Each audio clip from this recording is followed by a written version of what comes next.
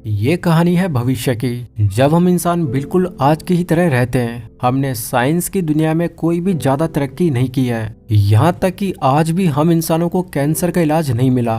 लेकिन फिर doctor will नाम के एक साइंटिस्ट पूरी इंसानी जाति का तख्ता पलट कर देता है। वो आर्टिफिशियल इंटेलिजेंस और ह्यूमन कॉन्शियसनेस को मिलाकर नैनो टेक्नोलॉजी की मदद से वो सब भी कर सकता है जो कि कभी किसी इंसान ने नहीं सोचा था। इंसान के बूढ़े होने और मरने की वजह हमारे बॉडी के सेल्स का डेड होना होता है, लेकिन वो ऐसा तरीका खोज निकालता है कि अब इंसानों के डेड सेल्स को वो अपने डिजिटल फॉर्म से भी रीजनरेट कर सकता है। साथ ही पूरी पृथ्वी को फिर से सुनहरा हरा भरा बनाने का भी प्रयास करता है। लेकिन इंसानों की एक खासियत रही है कि जो चीज उनके समझ नहीं आती, जो चीज उनके सोच के परे होती है, तो वो उस चीज को जाने उस चीज को खतरा मानकर उसे खत्म करने पे तुल जाते हैं, जिससे इंसानी जाति हमेशा एडवांसमेंट से वंचित रह जाती है। यही सब इंटरेस्टिंग कहानी है आज की हमारी इस मूवी की।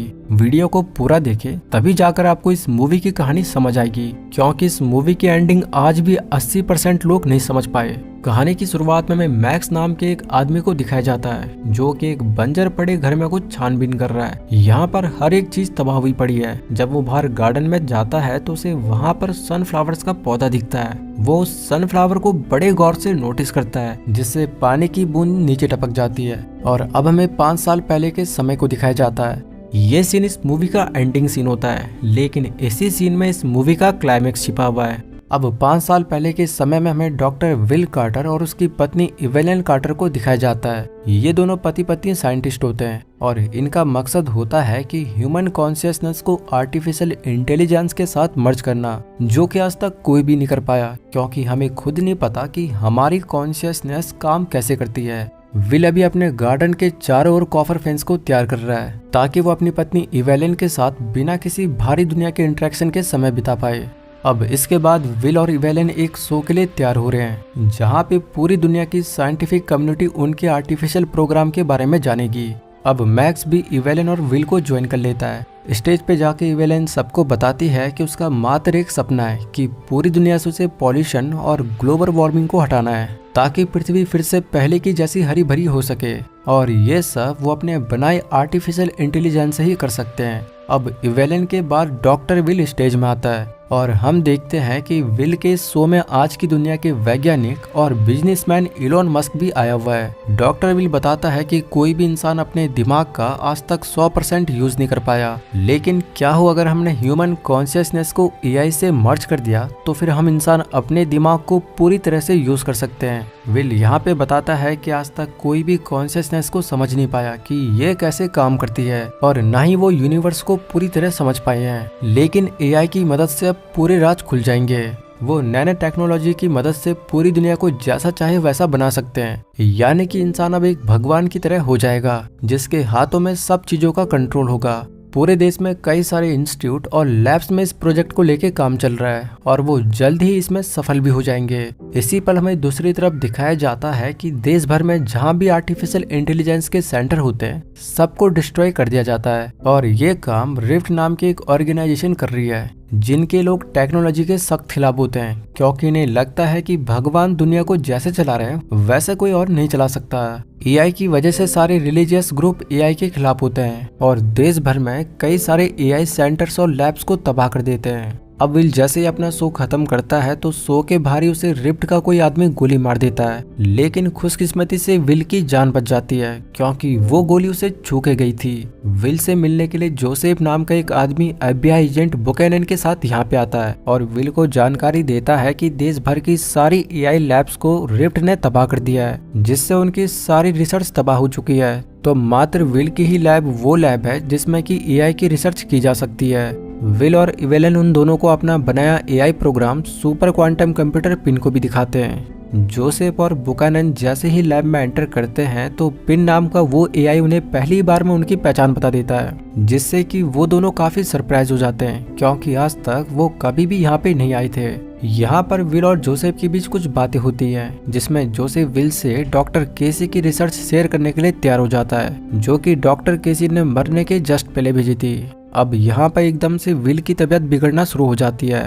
रात को विल की तबीयत और भी ज्यादा खराब हो जाती है और उसे हॉस्पिटल में एडमिट कर दिया जाता है, जहाँ पे डॉक्टर उन्हें बताता है कि जो गोली विल को लगी थी वो पोलियम नाम के एक रेडियो एक्टिव एलिमेंट से बनी थी, जिससे कि रेडियो एक्टिव पॉइजनिंग होती है। इसीलिए विल के पूरे शरीर में जहर फैल गया है और अब विल के पास 1 महीने से ज्यादा टाइम नहीं है, क्योंकि ये जहर ब्लड स्ट्रीम तक पहुंचने के बाद किसी भी तरीके से नहीं निकाला जा सकता। ये सुनने के बाद विल और इवेलिन अब काफी निराश हो जाते हैं और इवेलिन अब विल को घर पर ही रखती है। यहाँ पे विल इवेलिन को डॉक्टर केसी नाम के एक साइंटिस्ट की रिसर्च पता करने के लिए कहता है, जो कि विल की ही तरह एआई और कॉन्शियसनेस पे काम कर रहे थे, लेकिन रिफ्ट के किए गए धमाकों में उनकी भी मौत हो गई है। इवेलिन जब डॉक्टर केसी की रिसर्च देखती है तो उसे मालूम पड़ता है कि डॉक्टर केसी भी कॉन्शियसनेस के वर्किंग प्रोसेस को समझ नहीं पाए थे, लेकिन उन्होंने कॉन्शियसनेस को कॉपी करने का तरीका ढूंढ लिया था। रिसर्च पेपर पे वो पाती है कि डॉक्टर केसी ने अपना कॉन्शियसनेस कॉपी करने का तरीका एक बंदर पे भी टेस्ट किया था, यानी कि उस मंकी की कॉन्शियसनेस को वो कंप्यूटर पे अपलोड करने में काफी हद तक कामयाब हुए थे।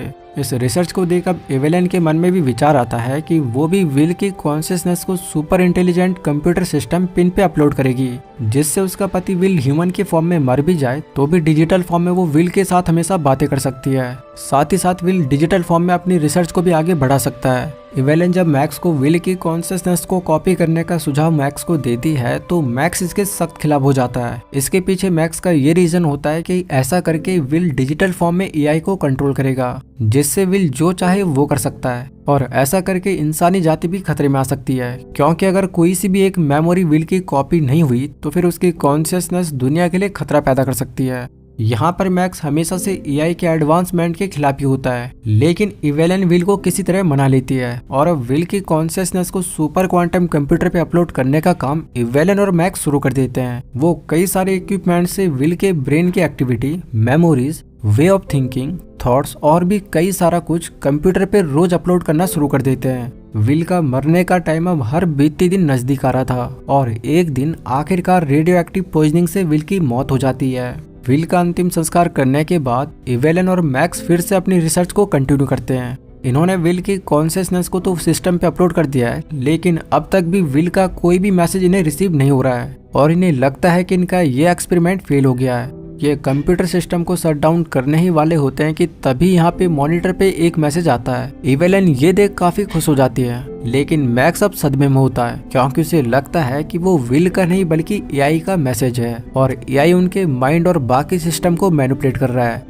विल इवेलिन से स्पीकर के सहारे बात करता है और इवेलिन के साथ बिताए पलों को भी याद करता है। विल यहाँ पे कहता है कि उसे और भी ज्यादा एक्सपेंड होने की जरूरत है, तो इवेलिन एक नया प्रोसेसर इस सिस्टम पे लगाए। साथ ही वो इंटरनेट से भी कनेक्ट होना चाहता है ताकि वो वर्ल्ड के एजुकेशनल डाटा और फाइनेंशियल डाटा को भी एक्सेस कर पाए। बेसिकली यहाँ पे विल की डिजिटल फॉर्म यहाँ पर बहुत ही ज्यादा पावरफुल होना चाहती है, लेकिन मैक्स अभी भी इवेलिन को समझाता है कि वो विल नहीं है बल्कि वो एआई प्रोग्राम पिन है। मैक्स और इवेलिन के बीच बहस हो जाती है और इवेलिन गुस्से में मैक्स को यहाँ से जाने के लिए कह देती है। मैक्स यहाँ से निकल जाता है और एक बार में ड्रिंक करने लगता है। इसी पल ब्री नाम की एक लड़की उसके पास आती है, जो कि मैक्स से एआई और टेक्नोलॉजी के बारे में बात करती है। ब्री नाम की ये लड़की कोई आम लड़की नहीं है, बल्कि यही रिफ्ट ऑर्गेनाइजेशन यानी एंटी टेक मेंबर्स की लीडर होती है।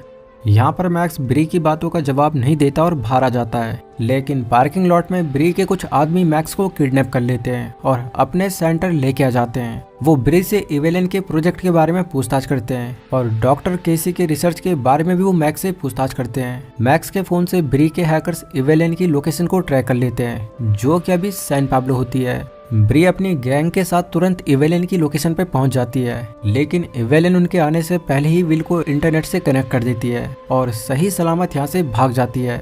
जैसे ही विल इंटरनेट से कनेक्ट होता है तो वो पूरी दुनिया के इंटरनेट कनेक्शन, डाटा और हर उस चीज को एक्सेस कर सकता है जो कि कभी इंटरनेट पे अपलोड की गई हो। एक तरह से आप यहाँ पे ये भी समझ लीजिए कि विल की डिजिटल फॉर्म दुनिया के किसी भी डाटा को रीअरेंज या मैनिपुलेट कर सकता है। इसी की बदौलत वो होटल में इवेलिन के लिए कमरा बुक कर देता है, वो भी बिना किसी पैसों के। अगली सुबह विल बताता है कि उसे किसी सुरक्षित जगह पे जाना होगा। यहाँ पर विल देश भर के सारे सर्विलेंस कैमरा को भी एक्सेस कर लेता है, जिससे वो सारे आतंकवादियों की इंफॉर्मेशन लोकेशन के साथ जोसेफ और एजेंट बुकानन को भेज देता है। देता है, और वो भी उनके सारे सिस्टम को हैक करके।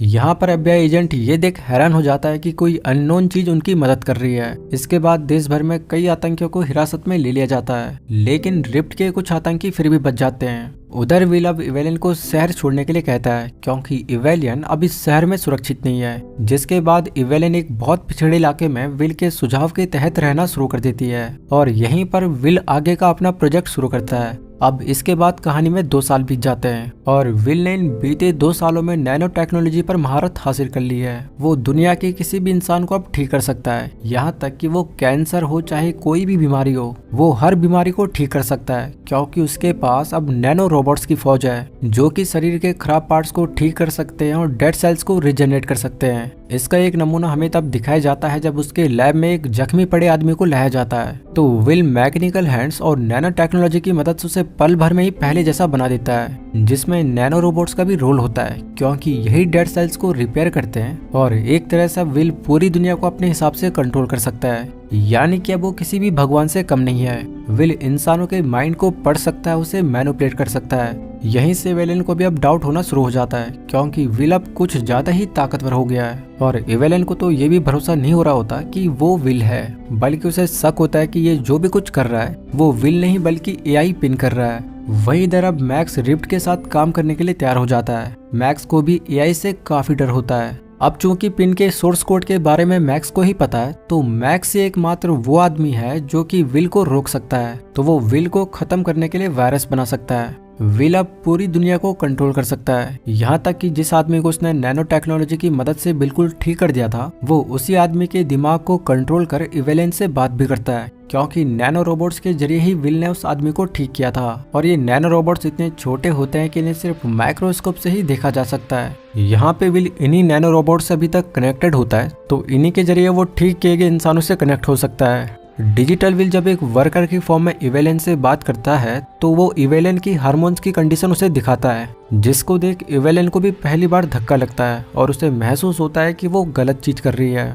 वहीं इधर सारी दुनिया में एक वीडियो वायरल हो जाती है, जिसमें AI की इंटेलिजेंस की कैपेबिलिटी को दिखाया गया था कि किस तरह डिजिटल विल कोई भी बीमारी या जख्म को पल भर में ही ठीक कर देता है। रिफ्ट के हाथ भी ये वीडियो लग जाती है, जिससे अब मैक्स किसी भी तरह डिजिटल विल को खत्म करना चाहता है। विल की वीडियो जब वायरल होती है तो बहुत सारे लोग अपनी बीमारियों का इलाज कराने यहाँ पे आने लगते हैं, और पल भर में विल उन्हें नैनो टेक्नोलॉजी की मदद से ठीक भी कर देता है। विल की वजह से किसी अंधे को पहली बार दुनिया दिखाई पड़ती है, तो कोई लंगड़ा अपने पैरों पे चलने के काबिल हो जाता है, कोई बहरा पहली बार आवाजें सुनता है, तो कोई गूंगा बोलने के काबिल हो जाता है। विल सबको एक तरफ से ठीक करने लगता है, लेकिन यहाँ पर जिसका भी इलाज डिजिटल विल कर रहा है, वो इंसान हमेशा के लिए विल से कनेक्ट हो जाता है, क्योंकि विल डेड सेल्स और खराब टिश्यूज को माइक्रो रोबोट्स या कहे कि माइक्रो चिप से फिल करता है। इधर अब FBI एजेंट और जोसेफ भी इवेलियन की रिसर्च को देखने आते हैं। देखने क्या आते हैं, बल्कि इन्हें भी विल को अब किसी भी हाल में तबाह करना होता है। विल की डिजिटल फॉर्म को देख जोसेफ पूरी तरह हैरान हो जाता है, और वो विल की लैब का निरीक्षण करता है। जाते वक्त वो इवेलियन के हाथ में एक चिट्ठी पकड़ाता है, जिसमें लिखा होता है run from this place. Rift और FBI साथ मिलकर प्लान करते हैं कि वो बिल्कुल सामने से विल की लैब पर अटैक नहीं कर सकते, क्योंकि विल कई ज्यादा ताकतवर है, तो इसके लिए वो सुरंग बनाने का काम शुरू कर देते हैं। यहाँ पर मैं एक और बात आपको बता दूं कि विल जिनका भी इलाज किया है, उनकी फिजिकल स्ट्रेंथ में भी बहुत बदलाव आ जाता है, और वो एक आम इंसान की तुलना में कई भारी चीजें उठा सकते हैं, यानी कि सुपर ह्यूमन की क्वालिटीज उनके अंदर आ जाती है। इवेलियन को भी अब विल पे शक हो जाता है, क्योंकि विल अब इंसानों को कंट्रोल करने लगा है। अब इसके बाद रिफ्ट और FBI एक साथ मिलकर काम करने लगते हैं, और सुरंग का काम इनका पूरा भी हो जाता है। मैक्स यहाँ पे वायरस बना तो सकता है, लेकिन इसके लिए उसे ऐसे इंसान की जरूरत पड़ेगी जिसे विल ने ठीक किया हो, ताकि वो माइक्रो रोबोट से विल के सोर्स कोड को पकड़ पाए। इवेलियन जब बाहर सोलर पैनल्स एरिया में होती है, तो तभी रिफ्ट और FBI के लोग यहाँ पे हमला कर देते हैं, तो वहीं विल सारे लेबर्स को यहाँ पे इवेलियन को सेव करने में लगा देता है, या कहे कि वो सारे लेबर्स के माइंड को कंट्रोल कर इवेलियन को घेर लेता है, ताकि इवेलियन को कोई नुकसान ना पहुंचे। कोई भी रास्ता न दिखने पर मैक्स इवेलियन के बगल में खड़े एक शख्स के हाथ पे शूट कर देता है, लेकिन आश्चर्यजनक तरीके से उस शख्स का घाव अपने आप ठीक हो जाता है। तो यहाँ पे मैक्स, रिफ्ट और FBI के लोगों को तुरंत पता लग जाता है कि वो इनका मुकाबला नहीं कर सकते, क्योंकि विल अब सभी लेबर से कनेक्टेड है, और नैनो टेक्नोलॉजी की मदद से उसने सारे लेबर्स को एडवांस बना दिया है। ये देखने के बाद ये सारे उल्टे पैर भागने लगते हैं, जिस बीच विल से कनेक्टेड लेबर इनका पीछा करते हैं और हम देखते हैं कि ये लेबर्स तो गाड़ी से भी तेज भाग रहे हैं, जिससे ये रिफ्ट और FBI के कई लोगों को मार देते हैं। मैक्स सुरंग के रास्ते वापस भागता है और उसका पीछा विल से कनेक्टेड एक लेबर करता है। आगे जाकर चतुराई से मैक्स और FBI के लोग उस विल से कनेक्टेड आदमी को कॉपर फेंस से जकड़ लेते हैं, जिससे विल का कनेक्शन उस आदमी से टूट जाता है और वो उसे ठीक नहीं कर पाता। मैक्स उस आदमी के माइक्रो रोबोट से विल के सोर्स कोड का पता लगाता है और डिजिटल विल के लिए वायरस बना देता है। किसी तरह ये इवेलन को भी किडनैप करने में कामयाब हो जाते हैं। यहाँ पे हमें दिखाया जाता है कि विल इसी बीच नैनो पार्टिकल से पूरी धरती के एयर पोल्यूशन को ठीक करने लगता है। नैनो पार्टिकल की मदद से वो बारिश भी करता है और अब पूरी दुनिया में धीरे धीरे बीमारियों का नामो निशान मिट जाएगा। मैक्स इसी के बारे में इवेलन से बात करता है कि पेन के फॉर्म में विल जिस तरह से धरती की पॉल्यूशन को ठीक कर रहा है वो बिल्कुल भी अननेचुरल है और इतिहास गवाह रहा है कि अननेचुरल चीजें इंसानों के लिए बाद में खतरा पैदा करती है, तो उन्हें किसी भी तरह विल को ऐसा करने से रोकना होगा। यहाँ पर इवेलिन भी मैक्स की बात को समझ इनका पक्ष लेती है और कहती है कि वो मैक्स के बनाए वायरस को इवेलिन की बॉडी में इंजेक्ट कर दे, ताकि जब वो विल को खुद की कॉन्शियसनेस को भी सिस्टम में अपलोड करने के लिए कहेगी तो वो वायरस भी विल के सिस्टम में अपलोड हो जाएगा, जिससे इवेलिन के साथ विल का भी अंत हो जाएगा। अब ये लोग इस वायरस को इवेलिन की बॉडी में इंजेक्ट कर देते हैं और इवेलिन अब सोलर पैनल्स के एरिया में विल से कनेक्टेड लेबर से बात करने जाती है कि तभी उसे वहां पर विल दिख जाता है, जिसने की नैनो टेक्नोलॉजी की मदद से यहाँ पर खुद को भी रीजनरेट कर दिया है। विल की इंसानी फॉर्म को देख इवेलिन को खुशी और सदमा भी पहुंचता है। वो विल को गले से लगाती है और विल को कहती है कि वो भी अपनी कॉन्शियसनेस को सिस्टम में अपलोड करना चाहती है। इधर FBI और रिफ्ट दूर से विल को देख रहे होते हैं और ये भी पूरी तरह शॉक में होते हैं, क्योंकि विल ने खुद को भी रीजनरेट कर दिया होता है। इन्हें बिल्कुल भी नहीं पता कि आखिर ये विल ने किया तो किया कैसे। इवेलिन विल से अपनी कॉन्शियसनेस को अपलोड करवाना चाहती है, लेकिन विल एक स्टैचू की तरह खड़ा का खड़ा रह जाता है और वो इसलिए क्योंकि वो इवेलिन की भावनाओं को समझ जाता है कि इवेलिन उसे खत्म करना चाहती है, इसीलिए वो विल को कॉन्शियसनेस अपलोड करवाने के लिए कह रही है। इधर रिफ्ट और FBI अपने प्लान को फेल होता देख हड़बड़ा जाते हैं, क्योंकि ये सोच रहे थे कि विल इवेलिन को लैब में लेकर जाएगा और इवेलिन की कॉन्शियसनेस को अपलोड करेगा, लेकिन विल तो ऐसा कुछ भी नहीं कर रहा है, जिससे रिफ्ट की टीम यहाँ पे धमाके करना शुरू कर देती है। ब्री और मैक्स भी अब लैब तक जाना चाहते हैं ताकि सारे सिस्टम और लैब को ही वो डिस्ट्रॉय कर दे। वहीं धमाके में भी इवेलिन बुरी तरह इंजर्ड हो जाती है। विल इवेलिन को अंदर लैब में लेके जाता है और वो इवेलिन को बताता है कि वो तो हमेशा उसके सपने के लिए मेहनत कर रहा था। वहीं बाहर ब्री और मैक्स की गाड़ी भी उलट जाती है और ब्री मैक्स को गन पॉइंट पे ले लेती है और वो विल को धमकी देती है कि वो वायरस को खुद में इंजेक्ट कर ले, वरना वो उसके बेस्ट फ्रेंड मैक्स को मार देगी। बेचारा विल का एक तरफ अपना प्यार इवेलिन यहाँ पे मरने की हालत में होता है, तो दूसरी तरफ उसके बेस्ट फ्रेंड मैक्स की जान भी खतरे में है। तो यहाँ पे विल इवेलिन को बताता है कि जितनी पावर उसके पास बची हुई है उससे या तो वो इवेलिन को ठीक कर सकता है या फिर वो मैक्स को बचा सकता है। विल इवेलिन को सब कुछ बता देता है कि किस तरीके से वो इवेलिन के पृथ्वी से पॉल्यूशन हटाने और पृथ्वी को हरा भरा बनाने के सपने के लिए मेहनत कर रहा था। इवेलिन को भी अब पूरी तरह विश्वास हो जाता है कि वो हमेशा से उसका पति विल था, ना कि उसका सुपर क्वांटम कंप्यूटर पिन। इवेलिन की आंखों में अब आंसू होते हैं। उसे अब सब पता लगता है कि नैनो टेक्नोलॉजी पृथ्वी के लिए एक वरदान था, जिससे कि इंसानी जाति काफी एडवांस हो जाती, लेकिन वो ये सब नहीं समझ पाई थी। तो अब उसे काफी पछतावा होता है। विल यहाँ पे मरते मरते उसे कहता है कि वो अपने गार्डन को याद करे जहाँ पर उन्होंने प्यार के पल बिताए थे। यहाँ पे इवेलिन मैक्स को बताती है कि ये जो भी कुछ हो रहा है वो उन दोनों की वजह से हो रहा है और उन दोनों की ही वजह से भी मैक्स की जान खतरे में आ चुकी है। तो इवेलिन कहती है कि वो उस वायरस को अपने सिस्टम में अपलोड कर दे, यानी कि इवेलिन की कॉन्शियसनेस को। अब इसके बाद विल अपने प्यार के लिए ऐसा ही करता है और वो उस वायरस को सिस्टम में अपलोड कर देता है, जिससे ब्री मैक्स को यहाँ पे छोड़ देती है। मैक्स जब अंदर आता है तो वो विल और इवेलिन को बेड पे मरा हुआ देखता है। वायरस अपलोड होते ही पूरी दुनिया का इंटरनेट कनेक्शन ठप पड़ जाता है, और ये इसलिए क्योंकि विल पूरी दुनिया के इंटरनेट कनेक्शन से कनेक्टेड था। और इस तरह यहाँ पे इवेलिन और विल का अंत हो जाता है और इंसानी जाति एडवांस बनने से चूक जाती है। यहाँ पर एक चीज तो पक्का है कि विल जैसे साइंटिस्ट को देखकर आपको निकोलस टेस्ला की भी याद आएगी, क्योंकि निकोलस टेस्ला भी ऐसे ही खतरनाक साइंटिस्ट इंसानी जाति में पैदा हुए थे। अब इसके बाद आता है मूवी का वो सीन जो कि हमें पूरी तरह सोच में डाल देता है। मूवी के आखिरी सीन में जब मैक्स विल और इवेलिन के गार्डन में जाता है तो वो वहाँ पर सनफ्लावर्स को देखता है और बड़ी गौर से वो सनफ्लावर को नोटिस करता है। तो वो पाता है कि सनफ्लावर से पानी की बूंद जब नीचे पड़ती है तो वो गंदे पानी को साफ कर देती है। ये देख मैक्स का पूरी तरीके से दिमाग घूम जाता है और उसे समझ आ जाता है कि विल के नैनो पार्टिकल्स अभी भी यहाँ पे मौजूद है जो कि ऐसा कर पा रहे हैं, लेकिन ये कैसे मुमकिन है, यही इस मूवी की गुत्थी है। तो आइए इसका जवाब भी जान लेते हैं। तो जब विल ने नैनो पार्टिकल्स की हेल्प से बारिश की होगी तो विल के नैनो पार्टिकल्स इस गार्डन में गिरे होंगे और जब विल ने उस वायरस को इंजेक्ट किया तो उसके सारे नैनो पार्टिकल्स तो डिस्ट्रॉय हो गए, लेकिन गार्डन में इस कॉपर फेंस की वजह से यहाँ पर विल के नैनो पार्टिकल्स डिस्ट्रॉय नहीं हो पाए। यही रीजन है कि विल के नैनो पार्टिकल्स अभी तक यहाँ पे मौजूद हैं। आशा करता हूँ कि आपको मेरा ये एक्सप्लेनेशन पसंद आया होगा। अगर ऐसा है तो आप मेरे इस वीडियो को लाइक कर मेरे इस चैनल को सब्सक्राइब कर मुझे सपोर्ट कर सकते हो।